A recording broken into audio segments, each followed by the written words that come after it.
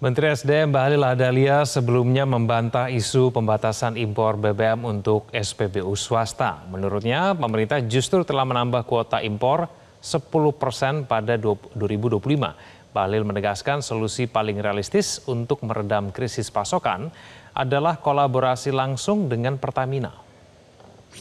Sangatlah tidak tepat kalau dikatakan kuota impornya tidak kita berikan. Contoh, 2024 si perusahaan A mendapat 1 juta kiloliter. Contohnya, di 2025 kita memberikan kuota impor 1 juta kiloliter plus 10%. Berarti 1.100.000 kiloliter. Nah, kalau masih ada kekurangan, kita minta untuk melakukan kolaborasi dengan Pertamina.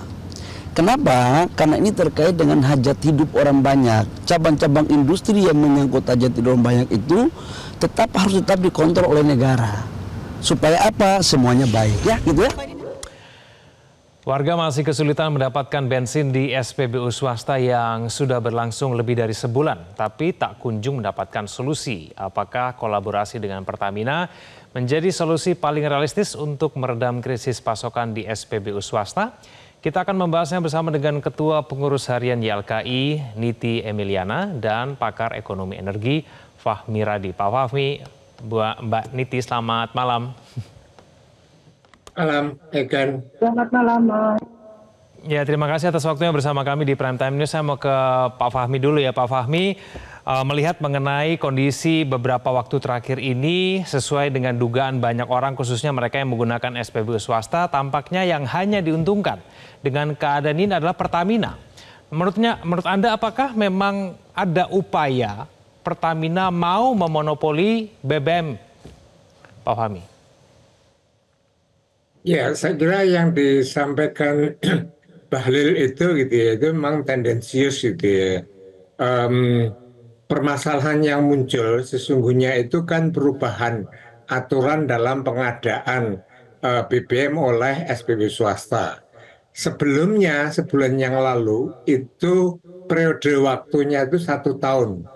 Nah, kemudian dipangkas menjadi 6 bulan, sehingga setiap 6 bulan itu harus mengajukan izin baru dan tiga bulan harus dievaluasi. Ini take time itu ya. Saya menilainya ini sesungguhnya sebagai pemangkasan kuota sebesar 50% sehingga menyebabkan SPBU swasta langka tersedianya BBM tadi dan menyebabkan juga PHK dari pegawai dari SPBU swasta tadi. Nah, saya katakan tendensius gitu ya. Setelah perubahan peraturan tadi, kemudian Bahlil mewacanakan BBM satu pintu gitu ya. Semua melalui impornya melalui Pertamina itu ya. Apakah Pertamina mau tidak? Pasti mau itu ya, karena ini sangat menguntungkan dan itu mengarah pada monopoli tadi. Artinya seluruh pengadaan BBM tadi untuk Pertamina maupun swasta itu dimonopoli oleh Pertamina. Nah, ini yang kemudian merugikan bagi SPBU swasta karena selama ini SPBU swasta itu kan menetapkan portofolio dalam mengimpor tadi ya, BBM tadi itu bisa dari beberapa negara, bisa juga misalnya sel itu ya dari sumurnya sel tadi dengan portofolio tadi itu bisa lebih murah. Nah, apakah ada jaminan kalau dia membeli dari Pertamina itu lebih murah? Saya yakin itu pasti lebih lebih mahal itu ya. Nah, kalau lebih mahal maka akan terjadi potensi kerugian dari SPBU swasta dan lama-lama nggak kuat akhirnya dia akan hengkang dari Indonesia dan ini akan mempengaruhi investasi yang ada di Indonesia itu, Egen.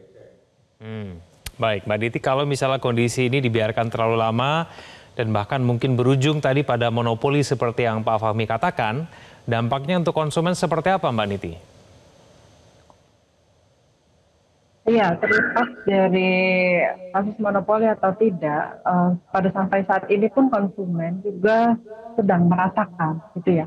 Karena memang di beberapa bulan terakhir ada isu yang kurang mengenakan dari BBM-nya Pertamina, dan juga sekarang ada terkait dengan kasus kosongan atau kelangkaan dari SPBU.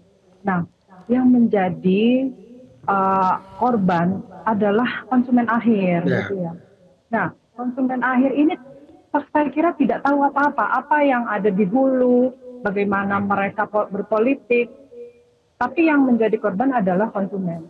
Nah, ini yang perlu dari sisi saya sebagai konsumen, ini yang perlu diperhatikan pada pemerintah. Pemerintah itu tentu bukan hanya memperhatikan terkait dengan bisnis saja atau keuntungan, tapi di sisi lain juga harus memperhatikan terkait dengan hak konsumen. Apa hak konsumennya?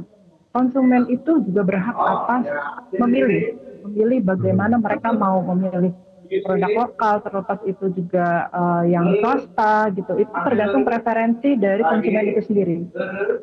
Memang segmentasi masyarakat, jika memang dia membutuhkan dengan harga pasar Pertamina, silahkan membeli.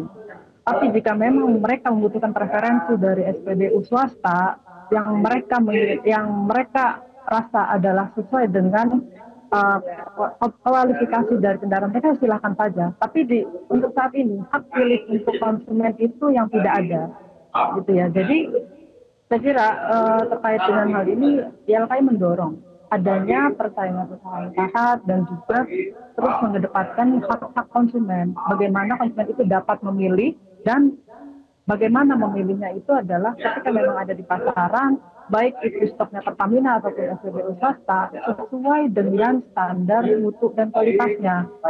Jadi kan memang Pertamina itu tidak ada kewenangan bagaimana mereka mengatur siapa saja yang boleh mendirikan SPBU atau dari industri mana. Nah, yang saya kira kan itu kan adalah wewenang dari pemerintah.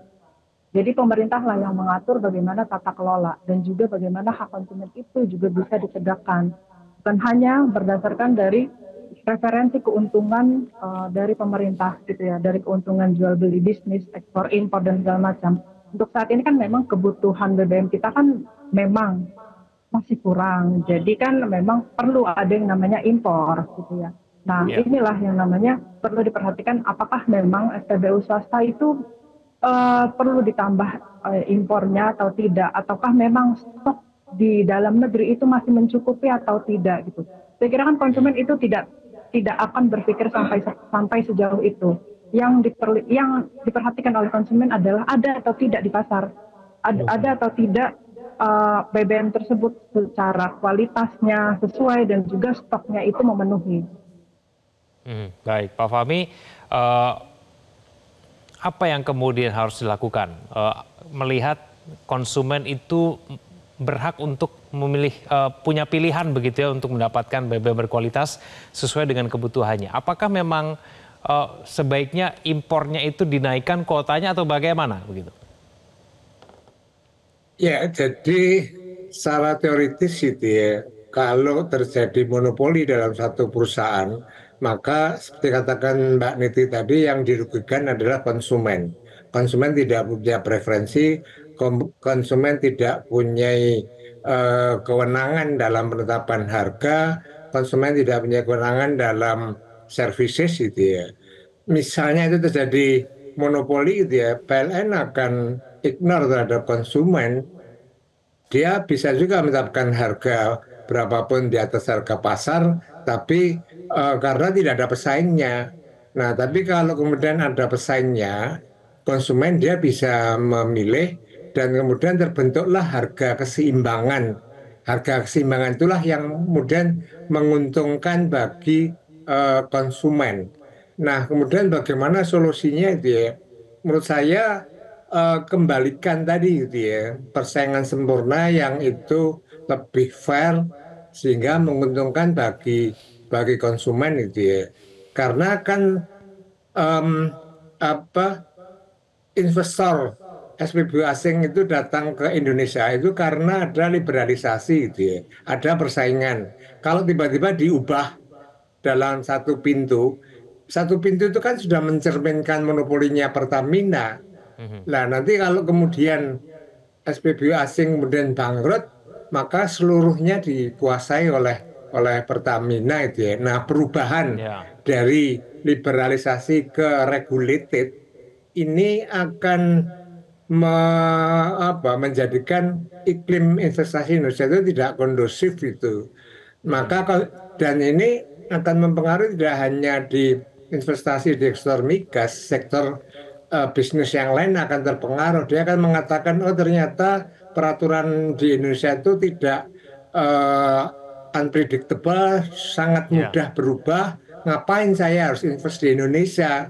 Nah, kalau itu terjadi, maka target pertumbuhan yang ditargetkan oleh Prabowo 8% per tahun mustahil itu bisa dicapai gitu ya. Jadi maksud saya Bahlil harus berpikir dampaknya ada kepentingan ekonomi yang lebih besar gitu ya. Jangan hanya untuk memenuhi jumlah minyak yang bisa dibeli dari Amerika, kemudian dia mengorbankan banyak hal, mengorbankan SPB swasta, mengorbankan iklim investasi, mengorbankan pertumbuhan ekonomi. Nah ini saya kira nggak benar tuh ya. Maka sekali lagi menurut saya kembalikan lagi pada situasi sebelumnya, kemudian juga SPB swasta itu diberikan kewenangan periodenya itu 1 tahun tidak 6 bulan gitu ya. Maka dan yang ketiga menurut saya gitu ya, batalkan kebijakan impor satu pintu. 3 hal itu harus dilakukan. Kalau tidak maka akan terjadi chaos gitu ya. Atau paling tidak tadi pegawai sel itu jualan apa tadi, kopi tadi. jualan makanan misalnya, ini kan nggak pas juga. PHK akan tidak bisa dihindari. Nah ini akan jadi chaos gitu ya. Nah ini akan sama hal pada saat terjadi chaos untuk gas 3 kilo yang dilakukan oleh Bahlil, akhirnya Prabowo harus turun tangan. Masa Prabowo harus turun tangan terus akibat kebijakan Bahlil yang menurut saya blunder, Egan. Oke, baik.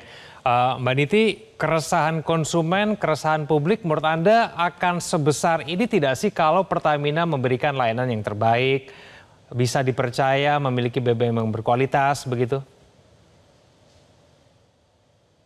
Iya, tentu jika memang memang kan sebenarnya kalau saya lihat kan setiap dari SPBU baik itu Pertamina atau swasta itu kan memiliki formulasinya masing-masing ya. Ada zat adiktif tertentu yang mereka punya racikan masing-masing dan tentu pasti mereka dari satu dan yang lainnya pasti mempunyai keunggulan masing-masing. Nah inilah preferensi yang dirasakan oleh masyarakat. Jika memang standar harga, contohkan konsumen itu masih memprioritaskan terkait dengan standar harga. Kalau memang mereka mencari standar harga yang masih sesuai dengan kantong mereka, pasti mereka akan mencari yang harganya lebih rendah dibandingkan SPBU yang lainnya. Tapi di sisi lain, jika konsumen itu preferensinya untuk adanya kualitas yang lebih tinggi atau mereka mampu untuk membeli harga yang lebih tinggi, pasti akan mereka memilih SPBU yang lainnya juga, misalnya SPBU swasta gitu ya. Jadi segmentasi pasar antara Pertamina dan SPBU swasta itu memiliki konsumennya masing-masing gitu ya. Nah ini yang menjadi masalah adalah persepsi masyarakat bagaimana mereka menilai kualitas di antara SPBU yang lainnya. Sebenarnya adalah data yang bisa menjawab, karena memang konsumen itu kan biasanya terkait dengan opini ataupun apa yang mereka rasakan, meskipun memang data itu A tapi opini mereka B, itu tidak sebenarnya sah-sah saja gitu ya, tergantung preferensi mereka. Nah yang perlu ditekankan untuk saat ini kan karena SPBU swasta itu sedang kekosongan dan langka, maka demand dari Pertamina itu sedang meningkat. Yang perlu ditekankan adalah bagaimana si Pertamina itu menjaga kualitasnya, baik dari stabilisasi pasokannya, stoknya, dan juga terkait dengan standar mutu dan kualitasnya. Mereka harus menjaga itu supaya konsumen itu bisa percaya terkait dengan kualitas harganya. Nah, inilah saya kira memang segmentasi pasar, ada yang memang masih setia di Pertamina, ada yang masih setia di SPBU swasta, itu tergantung dari hak pilih konsumsi masing-masing. Tapi di sisi lain untuk saat ini tidak ada pilihan lain untuk konsumen selain membeli di Pertamina. Nah, inilah yang harus dijaga oleh Pertamina terkait dengan kualitas dan mutunya gitu ya, dan juga harganya itu bisa masuk di pasar konsumen gitu. Jadi kalau misalnya memang pasokannya hanya satu, tentu bebannya hanya satu dan permasalahannya hanya ada berada di titik Pertamina. Tidak ada hak pilih untuk konsumen. Baik, kita nanti akan tunggu nanti kelanjutannya akan seperti apa. SPBU swasta akan kosong sampai berapa lama begitu ya Pak Fahmi dan Mbak Niti. Terima kasih sudah bergabung bersama kami di Prime Time News. Selamat malam. Jelajahi cara baru mendapatkan informasi. Download Metro TV Extend sekarang.